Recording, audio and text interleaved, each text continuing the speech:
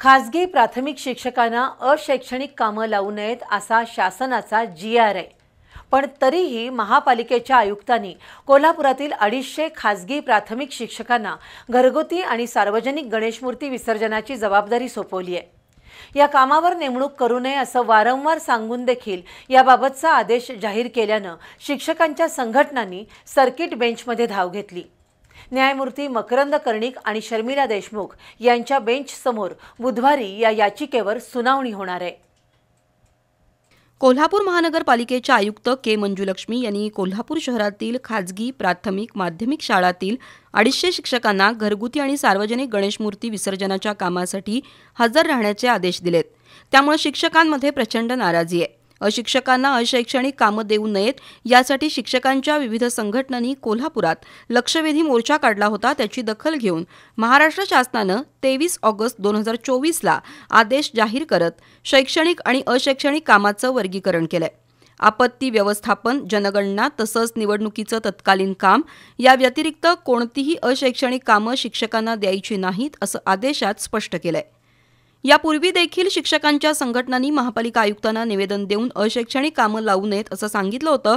पण मागील वर्षी अतिरिक्त आयुक्त राहुल रोकडे यांनी फक्त 1 वर्ष गणेश विसर्जनासाठी सहाय्य करण्याची विनंती शिक्षकांना केली। त्यानंतर पुन्हा यावर्षी देखील अशा ऑर्डर्स निघाल्यानं शिक्षकांमध्ये महापालिकेविरुद्ध रोष आहे। या विरोधात सर्किट बेंचमध्ये याचिका दाखल केल्याचं भरत रसाळे यांनी सांगितलं।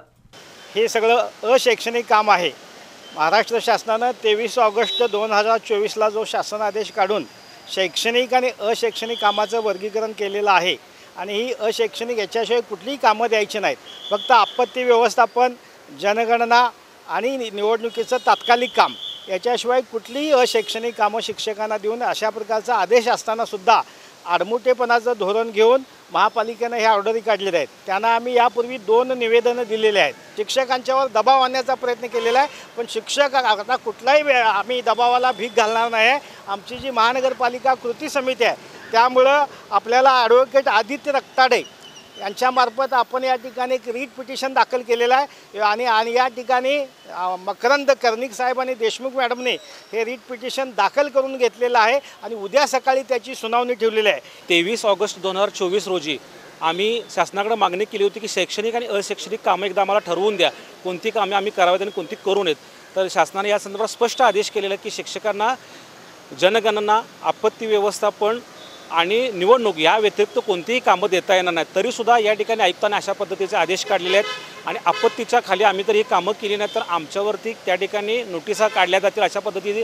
आम्हाला या ठिकाणी काल आदेशातून कळवलेलं आहे, आमच्या कारवाई केली जाईल असं कळवलेलं आहे। तरीसुद्धा आम्ही आज आदित्य रक्ताडे जे इथले हायकोर्टचे वकील आहेत यांच्यामार्फत आमच्या सर्व संघटना कृती समितीच्या वतीने या ठिकाणी आज याचिका दाखल केलेली आहे। याची उद्या सकाळी 11 वाजता सुनावणी होऊन निश्चितपणे आमच्या शिक्षकांना न्याय मिळेल असं आमची भूमिका आहे। सोमवारी या संदर्भात बैठक झाली होती। शिक्षकांना हे काम लावणार नाही असं महापालिकेकडून सांगण्यात आलं।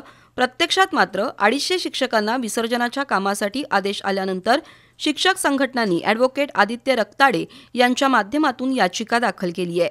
न्यायमूर्ती मकरंद कर्णिक आणि शर्मिला देशमुख यांच्या बेंच समोर या संदर्भात बुधवारी सुनावणी होणार आहे। यावेळी खाजगी महापालिका प्राथमिक शिक्षक संघटना कृती समितीचे सुधाकर सावंत, उमेश देसाई, विलास पिंगळे, संतोष आयरे, दिलीप माने, किरण पाडळकर, जयश्री कांबळे, पांडुरंग जाधव, स्नेहल रेळेकर, नामदेव वाघ, कुमार पाटील उपस्थित होते।